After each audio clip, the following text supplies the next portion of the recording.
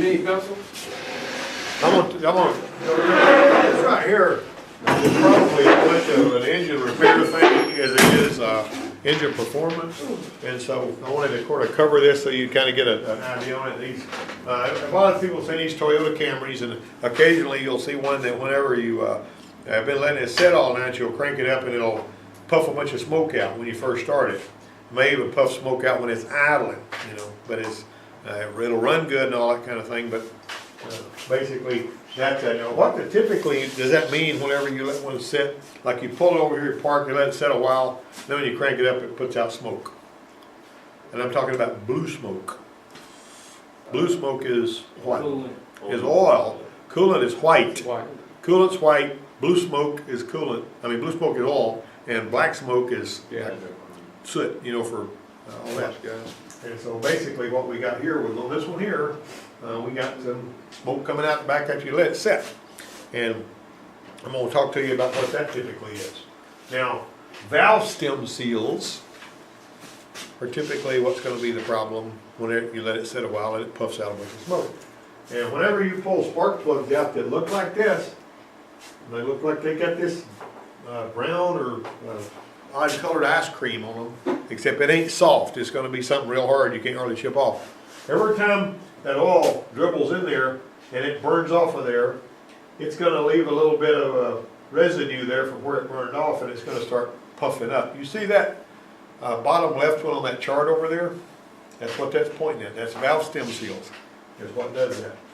That won't be the last time you'll see that. You'll have valve stem seals sometimes that are bad enough to where they'll interfere with the firing of the spark plug, and then whenever the EGR starts to flow, they'll cause a surge. And if you disable your EGR and the surge goes away, that doesn't mean there's a problem with EGR. It can mean you need to look at the plug, right?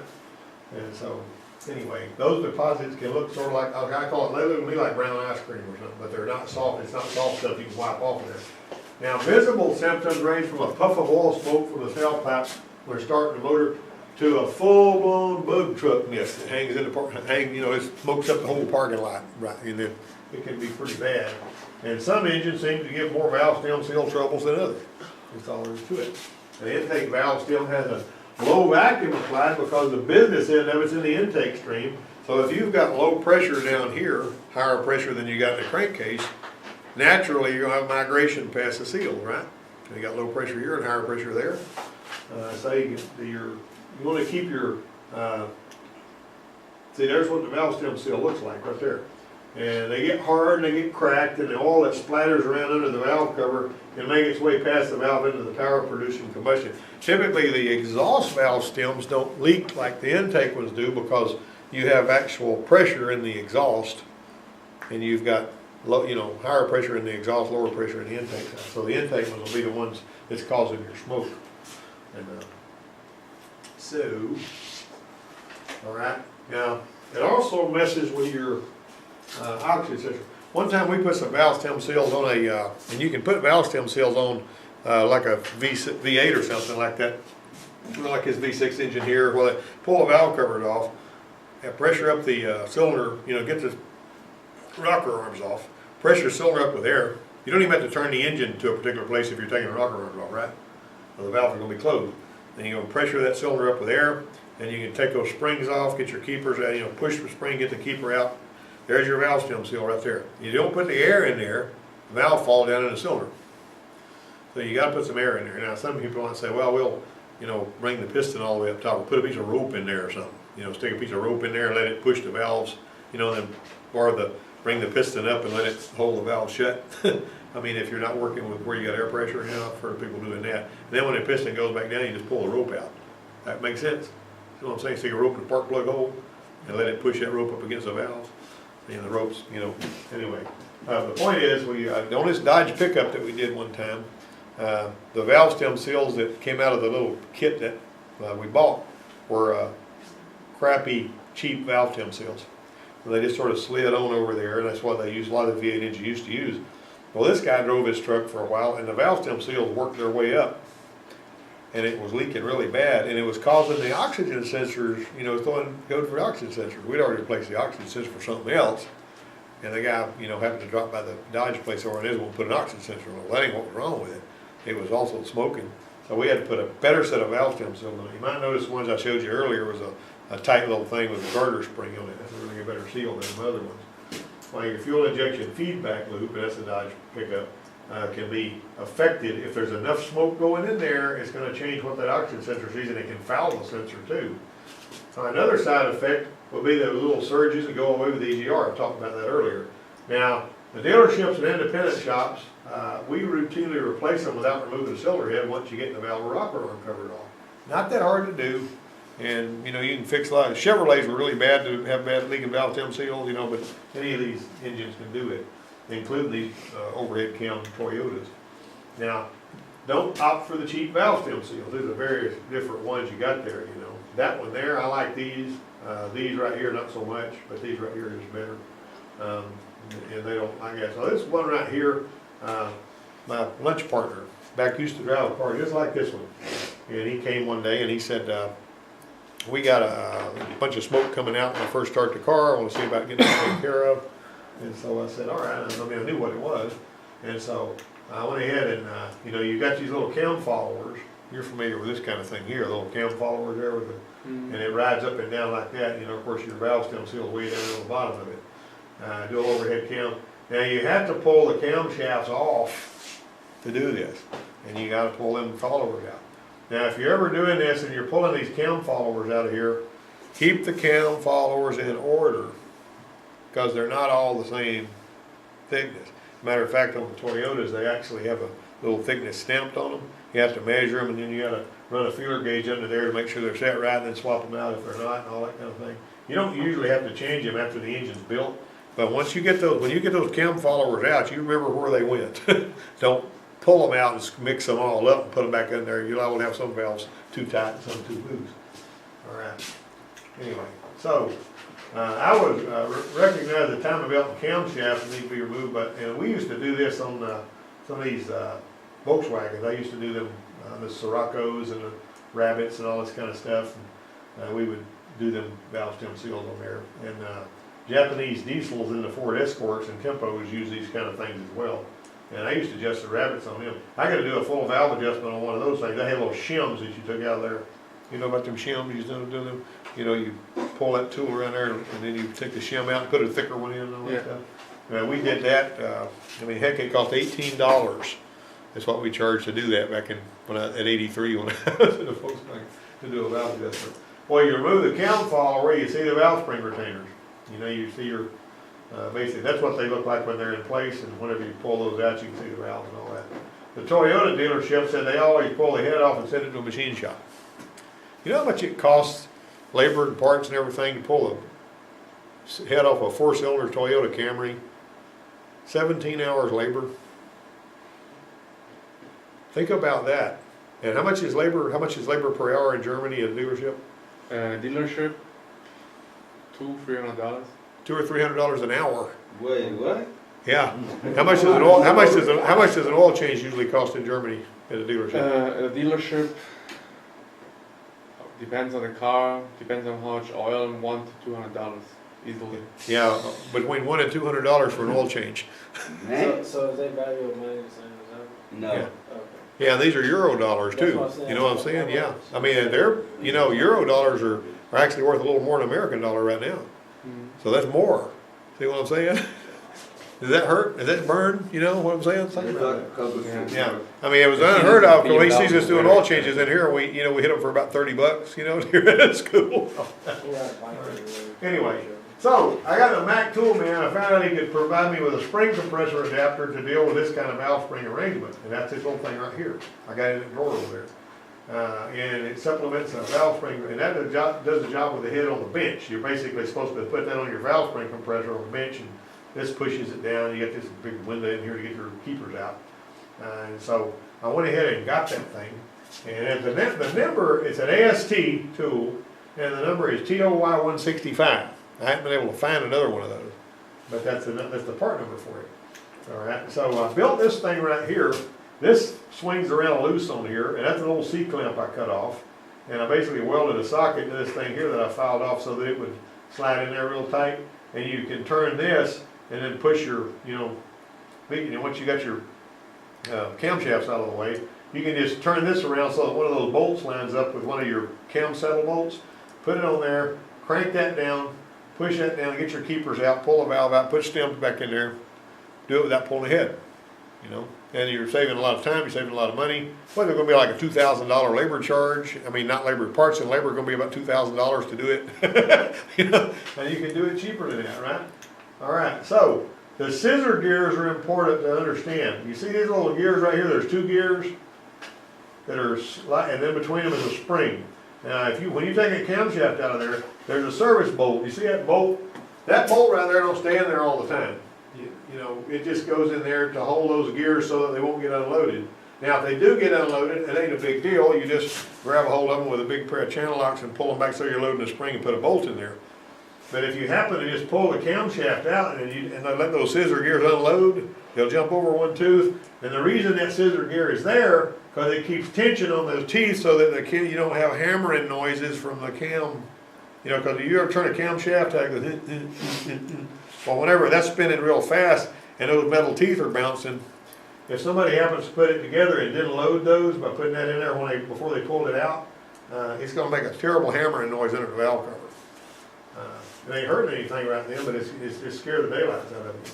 But anyway, remember that on them scissor gears, and that's what them scissor gears look like. When you see a gear that looks like it's split, right there, in between those 2 pieces is a spring in there, and that's got to be loaded. All right. Now, fast forward 5 years on that 93 mile. This same friend came to me with a 2002 Camry with just under 95,000 miles. He was doing the same thing. Now, this wasn't one of the engines with timing belt on it. It had timing chain on it. Well, this is sort of a game changer. Been getting worse. Got a similar valve configuration, but they're driven by a chain with a hydraulic tensioner and a variable valve timing on the camshaft. Labor time to remove the head is 17 hours. That's what I'm talking about.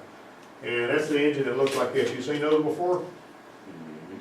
All right, so same tool, newer engine. Figure we drive in and see what happened. We had to pull ahead. We wouldn't be any worse off. And jobs like that are good for y'all anyway. You know what I'm saying? I'll give you those things. There's the tool I built right there. Got that? And this little thing right here goes with it. This stuff right here goes with it. Now that ring right there, see, that's the stuff I was talking about using. Alright. So, the valve cover off of the engine on number 1 TDC compression, 0 top dead center on the balancer, and the little arrows on the bearing caps. See a little teeny tiny arrow? It's so small you'll almost miss it. And you see that line, that big old line right there? It's got to be lined up with that, right? Alright, disengage it from the chain by removing the exhaust camshaft bolt. Removing the camshaft from the gear. In other words, the gear bolt, you take it out and pull it out of there. You know, you kind of got to figure out how to do that. And there's we lined it up down there on the, number 1. And that tensioner, back there on the back of the head, you got to pull that tensioner out. You know, you loosen up your chain. And then you got to basically cock that when you put it back in there. But anyway, we untoothed the gear from the chain, removed the intake camshaft, got the variable valve timing drum on it. Both camshafts out of the way, the cam followers out of there. Don't mix them up. With the cylinders pressurized, you use a garter spring valve to get the little suckers out of there. You got to reach down there with a pick or something. There's a little tool being used right there. See how I got it bolted down there? And it's pushing down that valve spring? And that big old jack screw on that C-clamp works real good for that. Anyway, that's what the valve stem seal, they're all hard and everything. See, that's when we were pulling the camshaft out right there. So you had to take the bolt out of that camshaft and everything. It's something that works. We managed to make it work. Putting them back in time took some doing, but we tinkered with it, we kept fooling with it, made sure that we had them things just like they were supposed to be. You know, it's always a good idea to, when you've got marks on there, to mark the teeth, with some white out or something, so you'll basically know where all they're supposed to be. Anyway, we got that thing all lined up and everything. Now we had to install the intake camshaft in time first, then mesh the exhaust camshaft gear with the chain, and we installed the exhaust camshaft, settled the journals into their saddles, torque everything, then inspected the arrows on the little camshaft. We had to keep looking at that. See them little tiny arrows? Look how little them arrows are. See that? See how little that is? You almost wouldn't even know they were there. There's one right there. See it? And there's a painted link right there.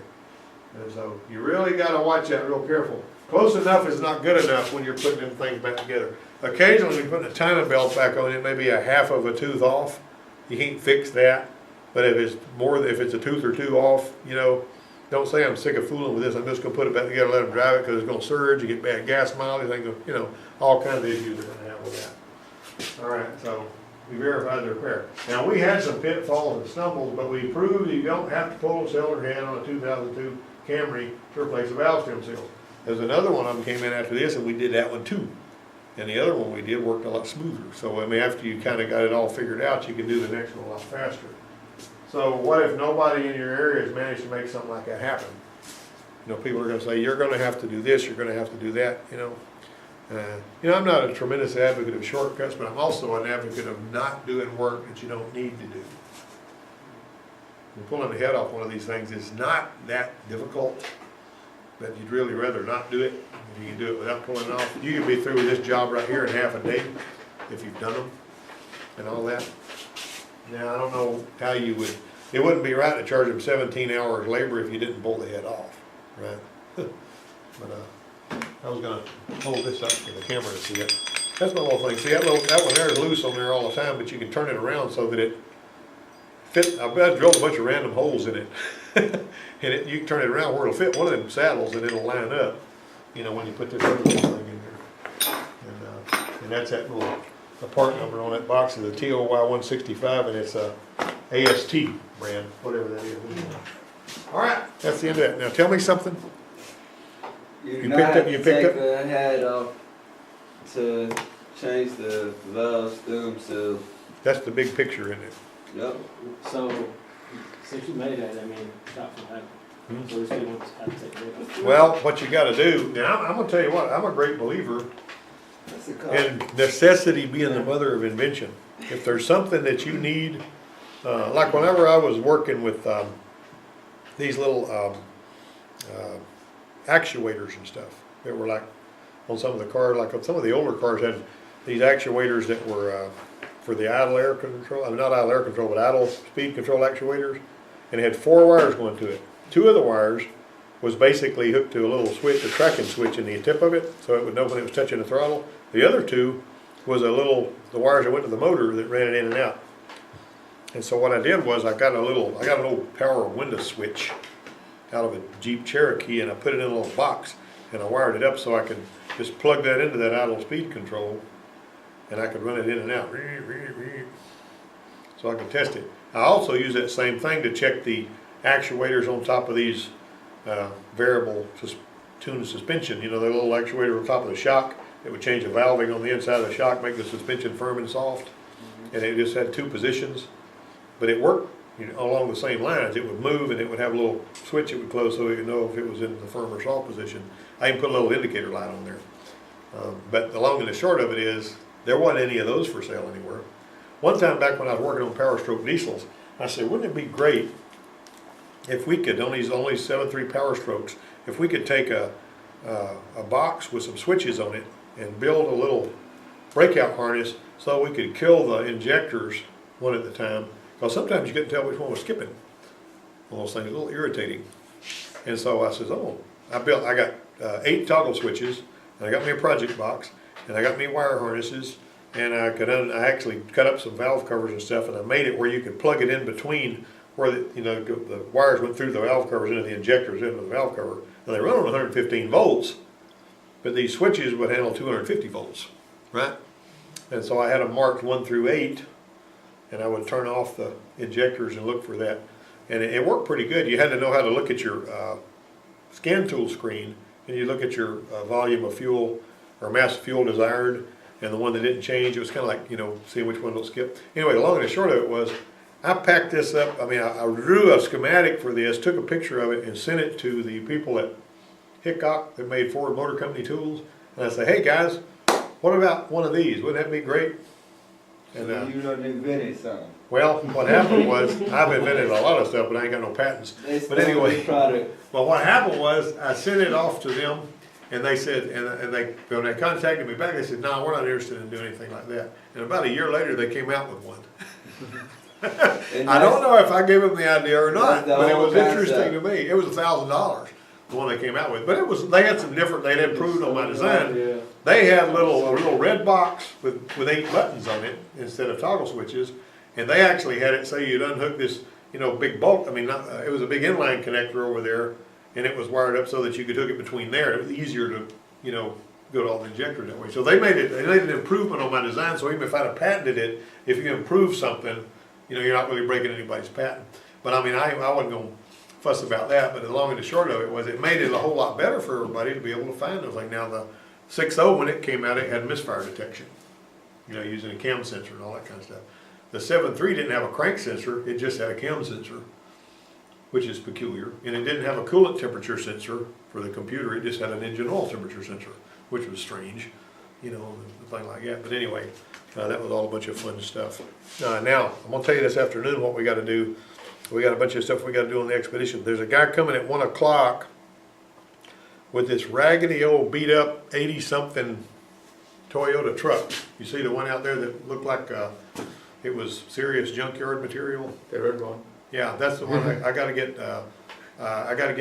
Emmanuel to work on that one, because he would be, you know, he'll be in tune with that.